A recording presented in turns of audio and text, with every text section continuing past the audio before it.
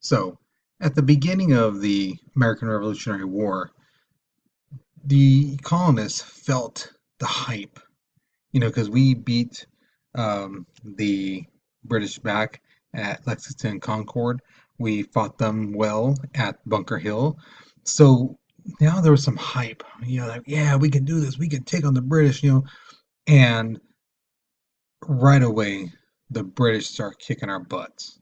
They're beating us at battle after battle after battle after battle, and they're pushing Washington around.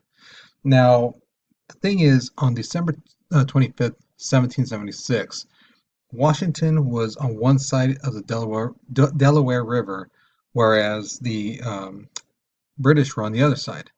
Now, instead of the British, like, he's right there, let's cross over, they decided to break for the night, because they knew they had Washington on the run. So Washington does a surprise attack. So instead of waiting for them to come to him, he goes to them. And this picture to the right is basically accurate. There was ice in the river. Was Washington doing the Captain Morgan pose? More likely not, but it gives a great effect. But the thing is, yeah, they crossed over the Delaware, fought the British with 2,400 soldiers. Now, later on, General Howe realizes, it's one thing to go for the head, of the army, which is Washington, but if you want to get to the heart of the people, you got to get the Continental Congress. So what he does is he's sending some troops over to Philadelphia to get him. Well, Washington and his men, they get a hold of this and they kind of intercept them and they block them off. And while they're doing that, the Continental Congress is being evacuated. So are people from Philadelphia. The British are coming, everyone needs to evacuate and stuff like that. So um, they hold them off. Their whole point is not to win, it's just to hold off the British until they evacuated everyone in Philadelphia. So they do that. And then the colonists retreat, British come through, the Continental Congress is gone. Now, on October 17th, 1777, this is a very important date because the Continental Army, captures 5,000 British soldiers coming from Quebec to support General Howe. The thing is, you have to realize the scope of this incident. These militiamen, these people who are not really technically even soldiers, basically capture 5,000 of the best soldiers at that time, right, in the world. They captured 5,000 of them. And this sends a message basically to a lot of countries around the world that, yeah, how can these guys capture that many of the best soldiers around? And this incident basically convinces the French that, you know what, these guys may actually do it. They may actually beat the British. So the French then, remember, because the French and the British, they don't get along. They've been enemies for the longest time. So now the French are like, you know what, the enemy of my enemy is my friend. So the French are going to be helping us out. So we're getting some support. So with all that fighting in the north, basically now the British are going to focus in the south. Now, if you've ever seen the movie The Patriot, you will know of a guy named General Cornwallis. Um, he is a real person. Okay, so on May 8th, 1780, he comes into Charleston, South Carolina, and he takes it over. I mean, he just comes in and swoops in and captures 5,000 troops and takes South Carolina. I'm sorry, Charleston, South Carolina, quite easily. Now, there's other fighting that happens along the way, but on October 7th, at the Battle of Kings, the American troops basically forced the British out of the South. So now the British are basically kicked out of the South, they're kicked out of the North, and now they have a limited space to be in. And basically on October 17th, 1781, they're cornered in Yorktown.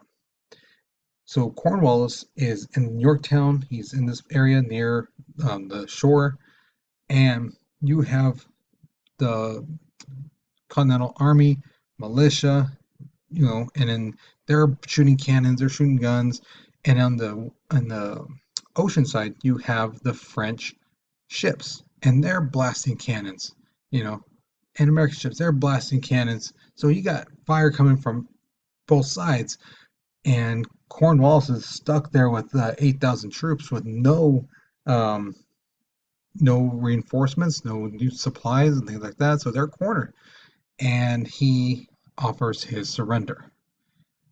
Now, again, Cornwallis is a highly respected general, and when Parliament hears that he surrendered, they're basically like, you know what, let's quit this.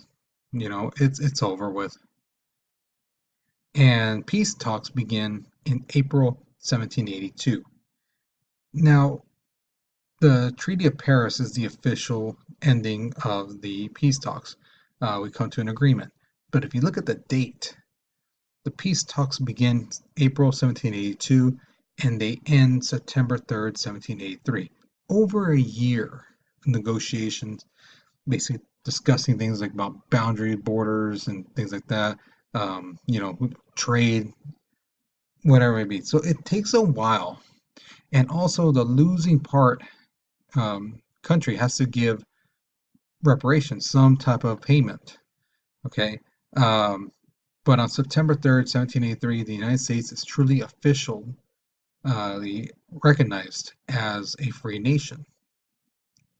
So on November 24th, 1783, the last remaining British troops leave New York. So that's it. No more British soldiers on the in the colonies, and you newly formed United States, and they leave. All right? But the thing is, Britain again, they have to pay back some stuff. So Britain had to give back Florida to Spain, which they took during the French and Indian War, and then they had to make a bunch of concessions to France. Land, money, things like that. Okay, and then we, of course, got our independence and the land. All right. So that is basically the beginning and end of the American Revolution. So here is your final question. Now remember, this is a prediction. Okay.